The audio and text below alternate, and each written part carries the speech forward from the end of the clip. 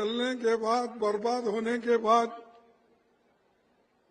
घूमते रहे। हमारे चाचा एक मिलिट्री में थे, पूना में, खड़की में। तो हमने ये सोचा कि हमारा चाचा के पास जाएंगे, लेकिन आजादी के वक्त हमारे चाचा वॉलेंटरी रिटायरमेंट लेके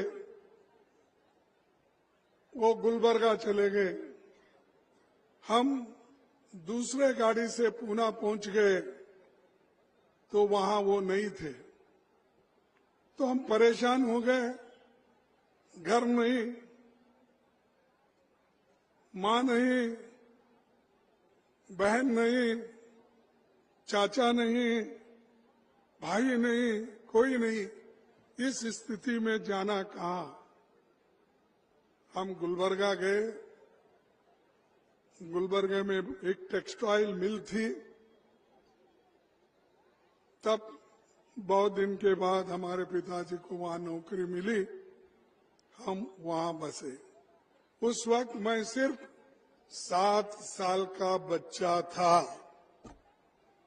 और मेरे दिमाग में कभी कभी आता था, जब राखी आती थी, किसी बहन ने अपने भाई को राखी बंधती थी, वो देखकर मुझे दुख होता था।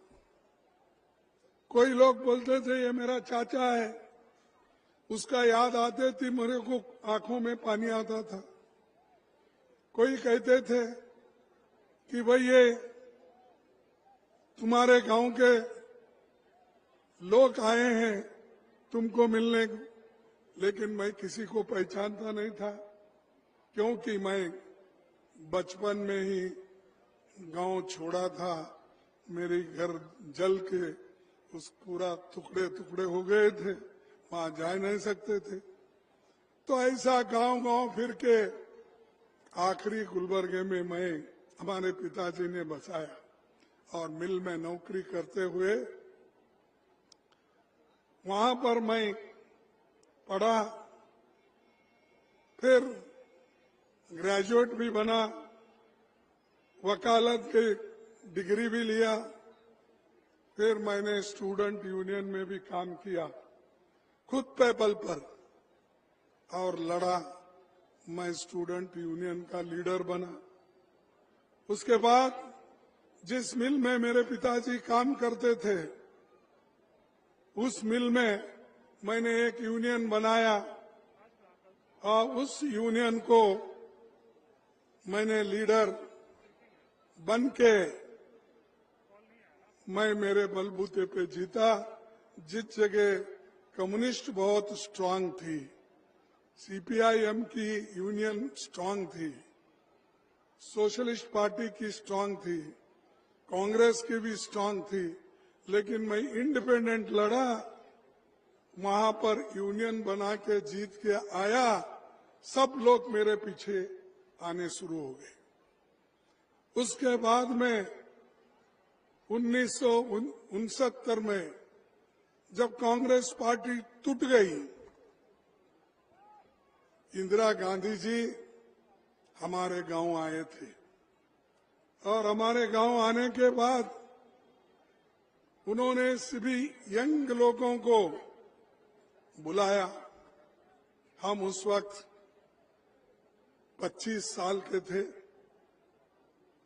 तब उनके पीछे कोई मजबूत लीडर नहीं था, इसीलिए क्योंकि उस वक्त अलग हुआ, इंदिरा गांधी की पार्टी अलग और सिंडिकेट अलग, इंडिकेट अलग।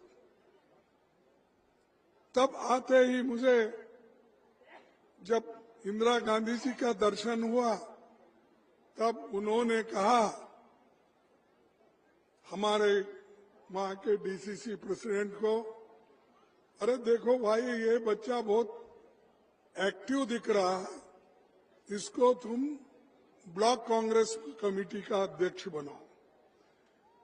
तो इंदिरा गांधी जी ने मुझे 1969 में ब्लॉक प्रेसिडेंट बनाया। ब्लॉक प्रेसिडेंट से लेके डिस्ट्रिक्ट प्रेसिडेंट से लेके वाइस प्रेसिडेंट से लेके प्रदेश कांग्रेस कमेटी के अध्यक्ष को लेके और मैं आज एआईसीसी का अध्यक्ष बना हूं। ये क्यों बोल रहा हूं? मेहनत करो, आपको मिल जाएगा। ये मत सोचो किसको हराने से मेरे को कुछ मिलेगा, और मायूस मत हो जाओ। अगर रोती रहेगी, डरती रहेगी, लोग डराते रहेंगे। हिम्मत से काम लेना, क्योंकि आजकल शेड्यूल कास्ट को तो हर लोग डराते हैं, हर जगह डराते हैं। वो तो खासकर अब तो बीजेपी की गवर्नमेंट में और हमारे नीतीश के गवर्नमेंट में तो कोई उसका यही नहीं कि परवाह नहीं, क्योंकि वो सिर्फ कुर्सी को देखते हैं। कुर्सी के लालच में वो सोशलिस्ट पार्टी को भूल गए, कर्पूरी ठाकुर को भूल गए, लोहिया को भूल गए। कुर्सी पकड़े, उसी के ऊपर बैठे हैं, उसी को छोड़ना नहीं चाहते। कहाँ है उनके दिमाग में गरीब लोग? कहाँ है उनके दिमाग में पिछड़े लोग, अति पिछड़े लोग? अगर आपके दिमाग में वो होता तो आप बीजेपी के साथ कभी नहीं जाते थे। जो बीजेपी मनुस्मृति पे विश्वास रखती है, जातीयता पे विश्वास रखती है, महिलाओं को कुचल देती है, महिला के हकूक को छीन लेती है और कमजोर तबके के लोगों को दबाती है, वो पार्टी में आप जाकर उनको मदद करते आप। पैदाइश से तो सोशलिस्ट बोले, अब आपको जो कुर्सी की लालच लगी तो सबको भूल गए। तो इसीलिए होशियार रहना जरूरी है। आप गरीब हो सकते हो, लेकिन अपने स्वाभिमान को मत भूलना। स्वाभिमान को अगर भूलेंगे खत्म हो जाएंगे। और बाबा साहब अम्बेडकर ने यह कहा है कि डेमोक्रेसी में, लोकतंत्र में हम लोग डेमोक्रेसी को लेके चलना है और सामाजिक न्याय पाना है। जब सामाजिक न्याय नहीं पाएंगे तब हमको कुछ भी नहीं मिलेगा।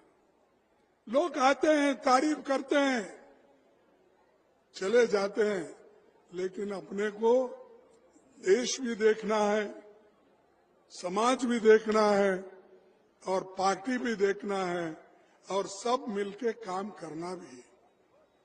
तो मैं ये चाहता हूं, ये भूमि तो भगवान बुद्ध की भूमि है, ये भूमि महावीर की भूमि है, ये भूमि गुरु गोविंद सिंह की भूमि है। महात्मा गांधी जी की जो यात्रा निकली बिहार से ही निकली, इसीलिए बिहार ये पवित्र स्थान है हिंदुस्तान में। कोई लड़ने वाले लड़ते हैं, और मेरे ताजुब इस बात का हुआ जब यहां पर मोदी साहब घूम रहे, बहुत घूम रहे, जैसा कि उनके बच्चे की शादी है या बेटे की शादी है वैसा घूम रहे। अरे बाबा, म्युनिसिपालिटी में तुम ही घूमते हो, तालुका बोर्ड की तालुका पंचायत इलेक्शन में तुम घूमते हो, जिला पंचायत में, कॉरपोरेशन में, एमएलए इलेक्शन में, एमपी इलेक्शन में, कहां कहां जाएंगे आप? क्या सभी लोग हर दम ये मोदी को देख के वोट दो? कितने बार देखना भाई? म्युनिसिपालिटी में तुम्हारी सूरत देखी, कॉरपोरेशन में तुम्हारी सूरत देखी, एमएलए में तुम्हारी सूरत देखी, एमपी इलेक्शन में तुम्हारी, फिर भी मेरी सूरत देख के मुझे दो। तुम्हारी सूरत तो रोज टीवी में देखते ही है, तुम्हारी 56 इंच की छाती भी हम उसी में देखते हैं। लेकिन यही मोदी साहब गरीब के तरफ नहीं देखे, सिर्फ उनके दिमाग में चुनाव चुनाव चुनाव चुनाव ही है। या तो चुनाव के दिन सब जगह फिरते हैं, या तो बाहर घूमते रहते हैं, विदेशों में घूमते हैं। कोई ऐसा प्राइम मिनिस्टर विदेश में इतना घूमा मैं नहीं देखा। मेरे को अब मैं 13 बार इलेक्शन जीता हूं, मैं कोई इलेक्शन हारा नहीं। 1972 से लेकर अब तक मैं जिंदा हूं।